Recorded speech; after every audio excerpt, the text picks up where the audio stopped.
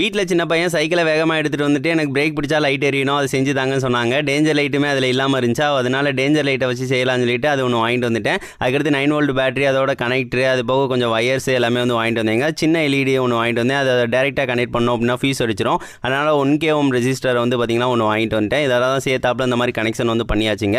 அதுக்கடுத்து டேஞ்சர் லைட்டில் வந்து அந்த ரெட் கலர் மூடியை வந்து எடுத்து விட்டுட்டு ஒரு சின்னதாக வந்து கத்தி வச்சு ஓட்டை வந்து போட்டுவிட்டு வயர் அந்த மாதிரி வந்து வெளியே வந்து எடுத்து விட்டுட்டு அப்படியே வந்து கனெக்ஷன்ஸ் வந்து எல்லாமே கொடுத்தாச்சுங்க. ப்ளஸ் மைனஸ் மட்டும் பார்த்து வந்து கொடுத்துக்கோங்க. அதுக்கடுத்து க்ளூ அப்ளை பண்ணி விட்டுட்டு இந்த மூடியை க்ளோஸ் பண்ணியாச்சு. லைட் எரியுதான்னு செக் பண்ணி பார்த்தேன், கரெக்டாக வந்து எரியுதுங்க. அப்படியே வந்து சைக்கிளை வந்து ஃபிட் பண்ணி விட்டுட்டு வயர் அந்த மாதிரி பின்னாடி கூட எடுத்து விட்டாச்சுங்க. நம்ம பிரேக் பிடிக்கும் போல எந்த இடம் வந்து இந்த மாதிரி சுருங்குதோ அந்த இடத்துல தான் வந்து பார்த்திங்கன்னா அதை வந்து ஃபிட் பண்ண போகிறோம். அப்படின்னா தான் கரெக்டாக இருக்கும்.